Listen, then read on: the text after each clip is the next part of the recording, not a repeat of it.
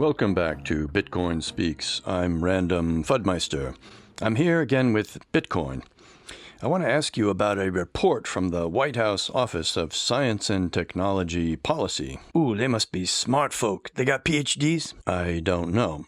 But I do know the report says that Bitcoin miners don't help with the emissions problem in the oil fields. Okay, I'm going to dumb it down for you. Texas has oil fields. With me so far? Yes. Flaring or burning natural gas is part of the process of pulling oil out the ground. Most of that gas is methane, and methane is a sick-ass greenhouse gas that should never be released into the atmosphere, but it happens every day because the flaring don't burn at all. And some of it is vented, not burned at all. The Bitcoin miners be much more efficient at burning methane, but the White House crack team gives them no credit for helping the environment. The report also says that methane should go into pipelines. Oh, hell no. These people can't be PhDs. They talking out their asses. Pipelines, great idea, but who's going to build them? The White House crackheads? I don't think so. So it's a pipeline dream. The authors of the report also say we should get rid of flaring and venting entirely to save the planet. What? Whose side are they on? If we stop all oil and gas drilling, we're going to hand Putin a huge win. He ain't going to stop drilling. Don't get worked up. They told you I'm volatile, right?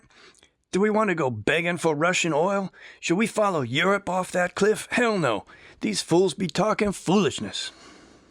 Maybe it's time we went to all-electric vehicles. All electric? Shoot, we're not even close. Diesel ain't going away. We need it for industry. Planes ain't going nowhere without jet fuel.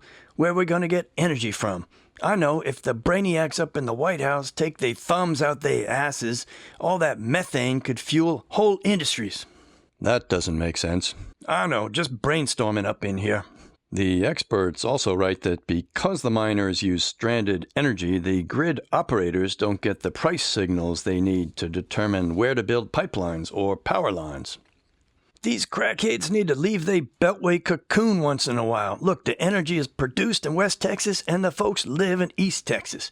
How does it get from the oil fields to the cities? It goes through pipelines and power lines, and there ain't enough of either. Why? Because they're expensive to build. Very good, Fudmeister. That's one reason, but the main reason is folks don't want no pipeline running through their kitchen. So everybody knows too much energy is produced in West Texas and too little reaches East Texas, where most folks live. So what to do with that stranded energy? Makes sense to sell it to the Bitcoin miners. They will move to where the power is. But what about when the grid is stressed? The miners won't want to stop mining so people in Houston can run their air conditioners. When you going to stop making up stories? When the grid is at the limit, that's exactly when the miners shut off. They have insurance. They get paid to shut off.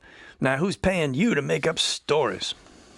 I don't make up stories. I stick with the facts. Well, the fact is you're leaving out some important information in the report. I'm not sure what you are referring to. You think I ain't read the report? Well, I have. And it says the Bitcoin miners be helping the folks building windmills and other green stuff. Remember that part? Not at the moment.